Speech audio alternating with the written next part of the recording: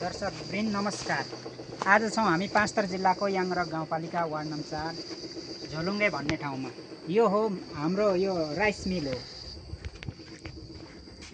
यहाँ देख्न सक्नुहुन्छ यो धान पेल्ने होल्डर हो। यहाँ देख्न सक्नुहुन्छ यो मकै पिस्ने, मकै गहुँसम्म पिस्ने यो जात हो। यो देख्न सक्नुहुन्छ। यो माथि चाहिँ यो बिजुलीबाटै चल्छ, बिजुलीबाटै चल्ने मोटर हो। यो देख्न सक्नुहुन्छ।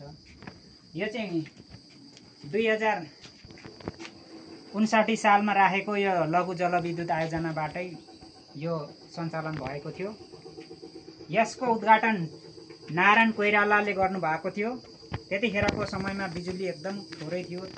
सानो बत्ती भए तापनि मिल चाहिँ चलाउन सकियो। धेरैतिर बत्ती बाल्यो भने चाहिँ मिल चल्न सक्दैन थियो। र अहिले गएर चाहिँ यो राम्ररी चल्ने भएको छ। केन्द्रीय प्रसारण लाइन आएको कारणले गर्दाखेरि चाहिँ यो मिल अहिले सरासर चल्ने भएको छ। र अहिले चाहिँ यहाँ सर्वप्रथम त यो सुरुमा यहाँ ढिकी जाँतो गर्थ्यौँ हामी। ढिकी जाँतो गर्दाखेरि अब धेरै कठिनाइ भएको थियो। त्यसै गर्दाखेरि म चाहिँ विदेश गएको थिएँ। विदेशबाट आउँदाखेरि यहाँ समस्या परिराखेको थियो। अनि यसो यहाँ हामी 4 घरले चाहिँ यमनाथ पोखरेल, हरिदेव पोखरेल, कमल मिश्र र म आफू भएर 4 जना मिलेर चाहिँ यहाँ सुरु गऱ्यौँ। त्यस पछाडि अनि यहाँ मिल चल्न थालेको छ।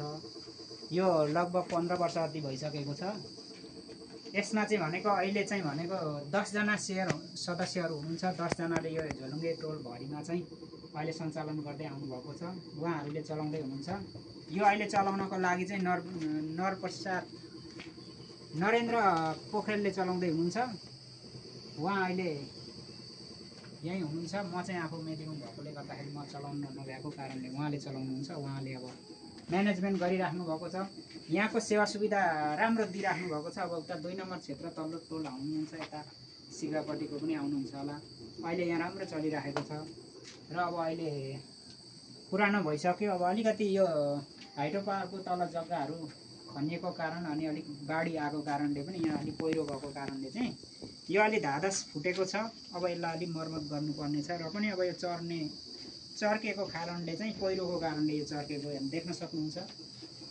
अब यस्तै छ। यसलाई अब अलि सुधार्दै लानुपर्ने हुन्छ भन्दै अब यस्तै छ यहाँको अब अवस्था।